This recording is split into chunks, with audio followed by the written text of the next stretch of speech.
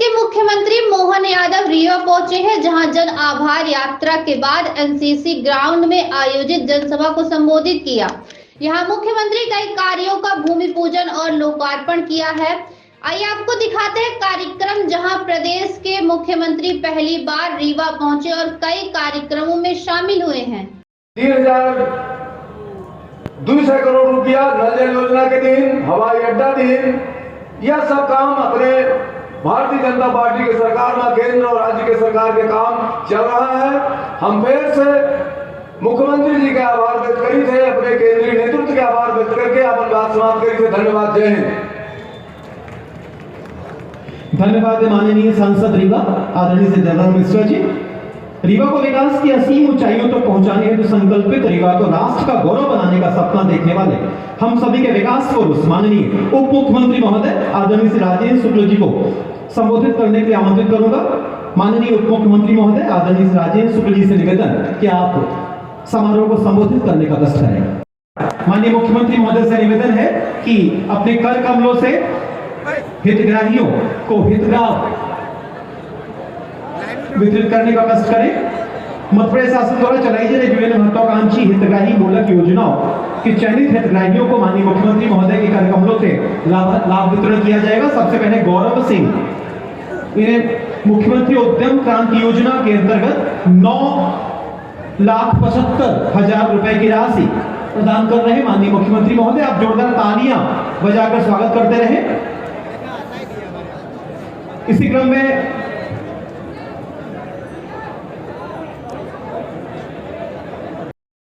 अमरकंटक इस पुराने राज्य का ही हिस्सा था, जहाँ माँ रेवा का जन्म स्थान है अमरकंटक, उनके नाम पे ये रीवा है। हम सब सौभाग्यशाली हैं।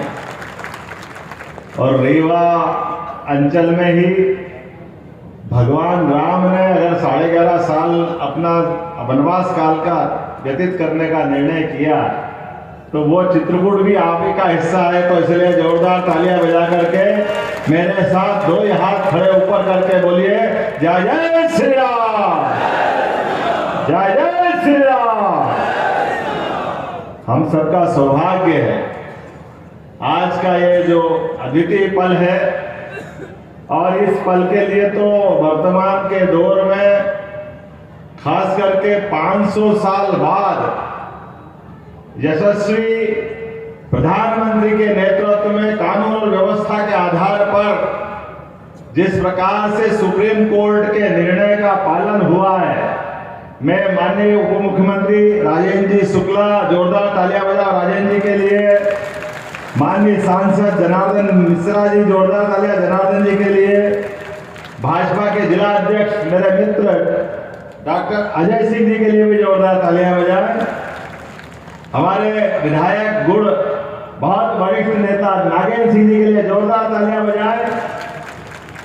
नागेंद्र सिंह जी की लोकप्रियता ऐसी जबरदस्त है कि इस उम्र में भी नागेंद्र सिंह जी का नाम मात्र पार्टी रख दे तो पार्टी पर जनता परवारे जिता के पहुंचाती है। ऐसे हमारे अद्वितीय नेता है जिनके माध्यम से सरकार बनती है। सरकार के अंदर आने वाले मंत्रियों के लिए चाहे मुख्यमंत्री हो तो एक अपने सामान्य परिवार का कार्यकर्ता, जिनको उठा करके कहां से कहां पहुंचाते हैं, ये नरेंद्र मोदी जी कर सकते हैं। जोरदार तालियां नरेंद्र मोदी जी के लिए बजाइए। भारतीय जनता पार्टी की सरकार में हो सकता है।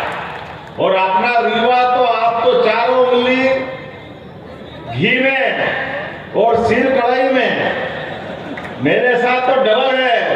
आपका उप मुख्यमंत्री भी अपने रीवा के और आपके दामाद भी रीवा के, कितना ज्यादा आनंद आया इस बात के लिए। और बचा कुचा थोड़ी बहुत कसर अगर थी तो पहली बार वाले विधायक दोनों बहनें भी आपकी रीवा अंचल की, जोरदार तालियां बजाएं राजा सिंह जी के, प्रतिभा जी के लिए। हमारे यहाँ पद का महत्व नहीं है, व्यवस्था में कार्यकर्ताओं को प्रशिक्षित करने का महत्व है। और इसी कारण से लोकतंत्र जिंदा किस बात के लिए होता है? लोकतंत्र की लंबी लड़ाई में अमर शहीद क्रांतिकारियों ने अपने बलिदान दिया है, अपने आत्म आहुतियां दी है। और रीवा का तो मैंने अपने दिव्या सिंह जी से सुना है, रीवा हमारा वो साम्राज्य है जब मुगल दम पर अच्छे को परास्त किया, तो रीवा साम्राज्य ने हमारी सनातन संस्कृति को बचाने के लिए सदैव युक्ति बुद्धि से अपना रास्ता निकालते निकालते पूरा सनातन धर्म को बचाने का प्रयास किया। मैं इस बात के लिए आनंदित भी हूं कि हाँ, रीवा का अपना वाकई समय आ गया विकास का। जोरदार तालियां बजाओ, अब कोई कोर कसर बाकी नहीं रहेगी रीवा के लिए। हमने अपने काम के आधार पर यशस्वी मुख्यमंत्री से शिवराज सिंह जी चौहान पूर्ववर्ती मुख्यमंत्री ने जब अपने विकास के कारवां को बढ़ाया यशस्वी नरेंद्र मोदी जी के नेतृत्व में, तो हमने पुनः संकल्प लिया कि आपने जहां तक बढ़ाया है हम उससे 4 गुना आगे ले जाने के लिए संकल्पित है। इसलिए आपकी कोई योजना किसी प्रकार के विकास के काम को बगैर बंद किए और नए नए कीर्तिमान बनाएंगे, नई नई ऊंचाइयों पे ले जाएंगे। और इसीलिए काम का विकेंद्रीकरण करने का भी हमने सिस्टम बनाया है। सरकार को वल्लभ भवन से उठा करके संभाग तक और संभाग से जिले तक और जिले के बाद विधानसभा के अपने कार्यकर्ताओं के माध्यम से विकास के लिए गली गली मोहल्ले मोहल्ले हर जगह सरकार जहां रहेगी वहां तक विकास के आयाम को ले जाया जाएगा। और ये यशस्वी प्रधानमंत्री की सरकार है जिनने आह्वान किया कि हम सरकार में आए तो ये तमाम प्रकार के जाना कितने प्रकार के षड्यंत्र होते सरकार बनाने के लिए।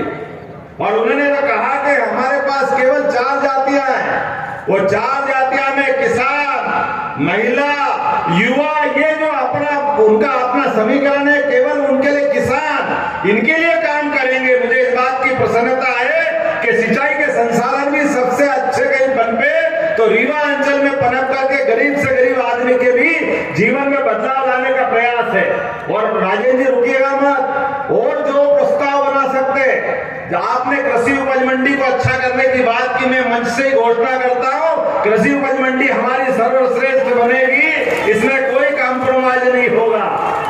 इसके अलावा भी विकास के मामले में अब रोजगार परक विकास की दृष्टि जरूरत है। और रोजगार परक विकास के लिए निश्चित रूप से अब हमारे लिए आने वाले समय में उद्योग धंधे, किसान की व्यवस्था, खास करके जिस प्रकार का समय चल रहा है उद्योग धंधे में भी माइनिंग से जुड़े जिले जहां हमारी माइनिंग है, खनिज के बहुत अच्छे संसाधन है, उनके माध्यम से विकास होगा। तो वो जिले जहां ये पहले से लगे वो तो अपनी जगह है ही, लेकिन ऐसे जिले जहां इसकी दरकार है, अभी गुंजाइश है, उन जिलों के लिए विशेष सब्सिडी देकर के उनको भी खड़ा कर करे प्रत्येक बेरोजगार के हाथ में सरकार कोशिश करेगी उनके जीवन में सुख का उजाला आए, उनका जीवन भी बदले। ये प्रयास हमारी सरकार का रहने वाला है। नई शिक्षा नीति के माध्यम से यशस्वी प्रधानमंत्री ने नया दरवाजा खोला है कि हाँ, विकास तो हम करेंगे लेकिन केवल रोटी कपड़ा मकान की बात नहीं करेंगे। रोटी कपड़ा मकान तो होगा ही, लेकिन सनातन धर्म के मामले में कोई कॉम्प्रोमाइज करने वाले नहीं है। हम अपनी सनातन संस्कृति को भी सर्वोच्च स्थान पर रख करके आगे बढ़ेंगे इसी आधार पर, क्योंकि ये भारत अपने आप में इन विशेषताओं के कारण से ही दुनिया में सदैव आगे बढ़ता रहा है। इकबाल ने कहा है कि कुछ बात है कि हस्ती मिटती नहीं हमारी। तो यूनान, मिस्र, रोम बड़े बड़े साम्राज्य थे, लेकिन वो सारे के सारे साम्राज्य धराशायी हो गए। लेकिन हमारे अपने भारत की विशेषता है, ये अपने यहाँ पर अपनी परंपराओं के साथ अपने पुरखों के बनाए वो उच्चतम मापदंड उनको सबको स्थापित करके चलता है। इसलिए प्रभु राम में आस्था करने का मामला हो तो हाँ कहता कि हाँ हमारे पूर्वज थे। अब ये अलग बात है कि उसके मामले भी लोग राजनीति करते हैं। जिनको राजनीति करना है वो राजनीति करे, उसकी परवाह भारतीय जनता पार्टी न कभी करी है न कभी करेगी। प्रभु रामचंद्र जी ने सारा जीवन अपना कदम कदम पर पूरे भारतवर्ष के लिए समूची मानवता को धन्य करने के लिए गुजारा है। आज भी बच्चा बच्चा सबका सपना होता है कि राम राज्य होना चाहिए।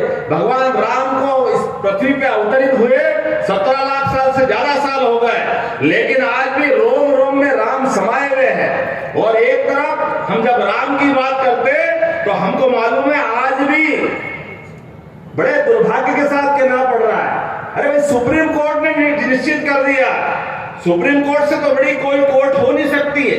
सुप्रीम कोर्ट ने निश्चित किया कि हाँ, अयोध्या में भगवान राम का मंदिर बनना चाहिए, वो मार्ग प्रशस्त होना चाहिए। मुझे इस बात पेट दुख रहा है, अभी भी वो मानने को तैयार नहीं कि वहां मंदिर बनना चाहिए। कोई इनको छोड़ने वाला है क्या? आप बताइए, ऐसे लोगों को कोई माफ करने वाला है क्या जो प्रभु राम के मामले में अड़ंगा लगा है? जीते जी पहले कह रहे थे प्रभु राम की बात करते हो, मंदिर वहीं बनाएंगे, तारीख नहीं बताएंगे। अब जब तारीख भी बता दी, मंदिर भी तैयार है, 22 जनवरी को हमारा अपना प्रभु राम के गर्भगृह में प्रवेश का भी मामला है, तो अब कह रहे हैं दूसरा मुद्दा खड़ा कर दिया। अरे भाई वो मूर्ति कहाँ है? अरे भैया तुम्हारा तो भरोसा ही नहीं था राम में, तो भगवान को कहाँ ढूंढ रहे हो? भगवान तो हमारे और आपके दिल में जो प्रभु राम को माने वो राम के, आपने तो केवल राजनीति की है। ऐसे राजनीति करने वालों को मैं निश्चित कह सकता हूं कि आज जिस प्रकार से जन आभार यात्रा के माध्यम से वैसे तो प्रदेश भर में माहौल बना है, लेकिन रीवा ने सबसे ऊंचा छक्का लगाया है, सबसे ऊंचा अपना आज का परचम लहराया है। मैंने इतने खराब माहौल में भी, जब बारिश, कोहरा, शीत, तमाम प्रकार के अवरोध, परमात्मा अपनी परीक्षा ले रहा है, लेकिन रीवा के लोगों ने और पूरे रीवांचल के लोगों ने जो स्वागत किया है, मैंने भी संकल्प किया है परमात्मा की दया से अगर सरकार के मुखिया का जवाबदारी दी है तो राजेंद्र जी और हम सब मिलकर के कोई कोर कसर नहीं बाकी छोड़ेंगे, प्रत्येक क्षेत्र में अपन आगे बढ़ेंगे, क्योंकि हमारी जवाबदारी है। अगर हम अपनी इतने प्रचंड बहुमत के बाद अगर हम सरकार को आगे नहीं ले जाएंगे तो कौन ले जाएगा? और इसके साथ साथ विकास भी करेंगे और हमारी सनातन संस्कृति पे गर्व भी करेंगे। मुझे इस बात की जानकारी है कि यहाँ पाणिनि संस्कृत विश्वविद्यालय का एक केंद्र बनने वाला है। 20 करोड़ की लागत से उसका हमने सेंटर का विकास करने की बात कही है। अगर 100 करोड़ भी लगेंगे राजन जी, तो निश्चित रूप से उसमें भी कोई कोर कसर नहीं बाकी रहेगी। जिस क्षेत्र में भी पैसा लगेगा, जो विकास का काम की आवश्यकता होगी, वो सारे के सारे काम होंगे। और आज हमने सहयोग से मैंने कहा था कि यहाँ पर मैं जहां जा रहा हूँ केवल आभार रैली नहीं कर रहा हूँ, केवल भाषण नहीं दे रहा हूँ। हमारे सभी माननीय विधायक, सांसद, मंत्री, इनके संभागों के साथ लॉ एंड ऑर्डर की बैठक। आप बताइए, वर्षों वर्षों से थाने बने हुए थे, लेकिन थानों की सीमाओं को लेकर जनता की कठिनाइयों के लिए अभी बहुत इस बात में गुंजाइश थी। हमने निर्णय किया कि थानों की सीमा बदली जाएगी और जहां जहां नजदीक से नजदीक लॉ एंड ऑर्डर के लिए व्यक्ति पहुंच सकता है, 31 जनवरी के पहले पहले उसको दुरुस्त किया जाएगा। हमारे कार्यकर्ताओं का तो ठीक है, आम जनता का भी मान सम्मान के मामले में कोई भी प्रशासन का अधिकारी बदतमीजी करेगा, हमारी सरकार बर्दाश्त नहीं करेगी किसी कीमत पर, वो कितना भी बड़ा अधिकारी क्यों न हो। सरकार का मतलब जनता की सरकार है, गरीबों की सरकार है, जनता के बीच से चुन के आते हैं, तो जनता का सम्मान करना हमारा भी दायित्व है और अधिकारियों का भी दायित्व है। इस मामले में कोई कॉम्प्रोमाइज नहीं किया जाएगा। जो शासन के निर्णय हैं, हम शासन के सभी निर्देशों का यथायोग्य पालन कराने के लिए कटिबद्ध है। इसलिए शासन ने जो जो निर्णय किए, उन सारे निर्णयों का पालन कराने के लिए हमारी सारी संभागीय बैठकें तय हो गई है।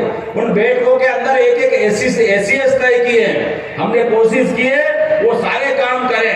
आज थोड़ा समय कम पड़ गया राजन जी, तो आने वाली 16 तारीख को एक बार फिर रीवांचल में आएंगे, दोबारा बैठक करेंगे और विकास का एजेंडा बना लेना। तब तक वो सारे काम भी मंजूर करेंगे। आज लगभग 350 करोड़ के काम का तो यही से लोकार्पण, भूमि पूजन हमने किया। जोरदार तालियां बजाओ पूरे के पूरे काम को लेकर के। और आने वाले समय में फिर हम अपना संकल्प करेंगे।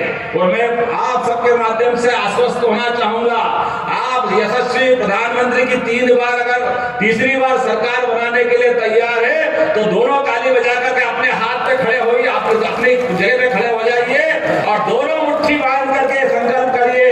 यहाँ हम सब संकल्प करते हैं कि नरेंद्र मोदी जी के नेतृत्व में आने वाले समय में भारत की नई तस्वीर बनाने के लिए, भारत को नंबर 1 का देश बनाने के लिए निश्चित रूप से हम सरकार बनाने के लिए संकल्पित रहेंगे।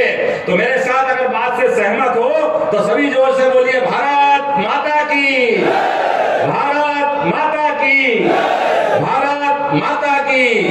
नरेंद्र मोदी जिंदाबाद, यशस्वी प्रधानमंत्री नरेंद्र मोदी जिंदाबाद। बहुत बहुत धन्यवाद। भारत माता की जय।